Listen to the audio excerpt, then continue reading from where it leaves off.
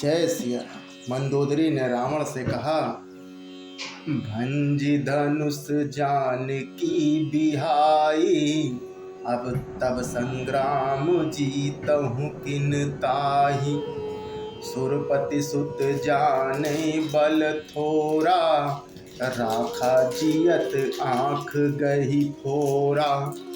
वहाँ शिव जी का धनुष तोड़कर श्री राम जी ने जानकी को ब्याहा, तब आपने उनको संग्राम में क्यों नहीं जीता?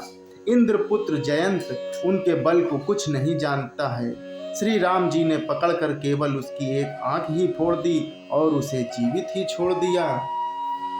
सूप न खा कै गति तुम देखी, तदपि हृदय नहीं लाज विशेषी। शूर्पणखा की दशा तो आपने देख ही ली है, तो भी आपके हृदय में उनसे लड़ने की बात सोचते विशेष कुछ भी लज्जा नहीं आती। बदि बिराद खर दूसनहि, लीला हत्युक बंध।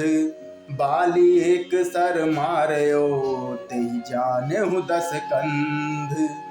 जिन्होंने विराट और खरदूषण को मारकर लीला से ही कबंध को भी मार डाला, और जिन्होंने बाली को एक ही बाण से मार दिया। हे 10 कंध, आप उन्हें उनके महत्व को समझिए।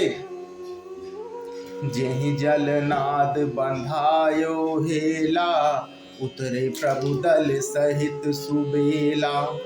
कारुणिक दिन कर कुल केतु, दूत पठायउ तब हित हेतु। जिन्होंने खेल से ही समुद्र को बांध लिया, और जो प्रभु सेना सहित सुबेल पर्वत पर उतर पड़े, उन सूर्यकुल के ध्वजा स्वरूप कीर्ति को बढ़ाने वाले करुणामय भगवान ने आप ही के हित के लिए दूत भेजा। सभा मांझ जेहि तब बल मथा, करि बरूथ महु मृगुपति जथा। अंगद हनुमत अनुचर जाके, रन बांकुरे वीर अति बांके।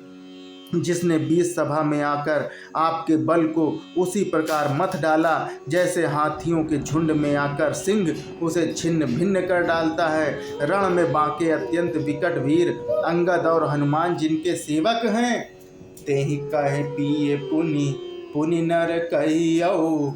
मुथा मान ममता मद बहयो, कह अकंत क्रद राम विरोधा।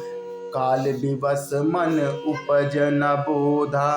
हे पति, उन्हें आप बार बार मनुष्य कहते हैं। आप व्यर्थ ही मान ममता और मद का बोझा ढो रहे हैं। हाँ प्रियतम, आपने श्री राम जी से विरोध कर लिया है, और काल के विशेष वश होने से आपके मन में अब भी ज्ञान नहीं उत्पन्न होता।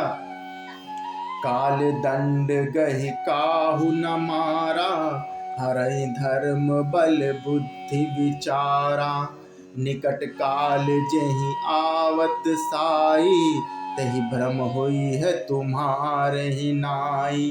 काल दंड लाठी लेकर किसी को नहीं मारता, वह धर्म बल बुद्धि और विचार को हर लेता है। हे स्वामी, जिसका मरण समय निकट आ जाता है, उसे आप ही की तरह भ्रम हो जाता है। दुई सुत मरे दहे पुर, अजहु पुर पिय देहु। कृपा सिंधु रघुनाथ भजी, नाथ विमल जसु लेहु। आपके 2 पुत्र मारे गए और नगर जल गया। जो कुछ हुआ सो हुआ। हे प्रियतम, अब भी इस प्रकार भूल की पूर्ति कर लीजिए। श्री राम जी से बैर त्याग दीजिए, और हे नाथ, कृपा के समुद्र श्री रघुनाथ जी को भजकर निर्मल यश लीजिए। नारी वचन सुन बिसिख समाना, सभा गयो उठी होत बिहाना। बैठ जाय सिंहासन फूली, अति अभिमान त्रास सब भूली। स्त्री के बाण के समान वचन सुनकर वह सवेरा होते ही उठकर सभा में चला गया, और सारा भय बुलाकर अत्यंत अभिमान में फूल कर सिंहासन पर जा बैठा। इहाँ राम अंगद ही बोलावा, आई चरण पंकज सिरुनावा। अति आदर समीप बैठारी, बोले बिहंसी कृपाल खरारी। यहाँ सुबेल पर्वत पर श्री राम जी ने अंगद को बुलाया। उन्होंने आकर चरण कमलों में सिर नवाया। बड़े आदर से उन्हें पास बैठाकर खर के शत्रु कृपालु श्री राम जी हंसकर बोले कि बाली तनय कौतुक अति मोही, तात सत्य कहूँ पूछूं तो ही। रावण जातु धान कुल टीका, भुजबल अतुल जासु जगली का। हे बाली पुत्र, मुझे बड़ा कौतूहल है। हे तात, इसी से मैं तुम्हें पूछता हूँ कि सत्य कहना, जो रावण राक्षसों के कुल का तिलक है और जिसके अतुलनीय बाहुबल की जगत भर में धाक है, तासु मुकुट तुम चारि चलाए, कहूँ तात कौनी विधि पाए।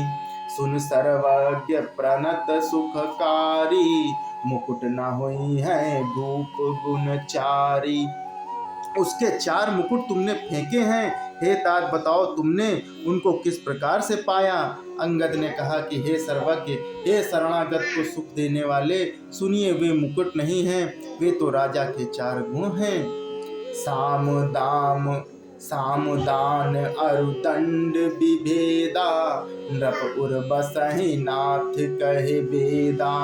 नीति धर्म के चरण सुहाए, असह्य जानी नाथ पही आए। हे नाथ, वेद कहते हैं कि साम, दान, दंड और भेद, ये चारों राजा के हृदय में बसते हैं। ये नीति धर्म के 4 सुंदर चरण हैं, किंतु रावण में धर्म का अभाव है। ऐसा जी में जानकर ये नाथ के पास आ गए। जय श्री राम, जय श्री राम।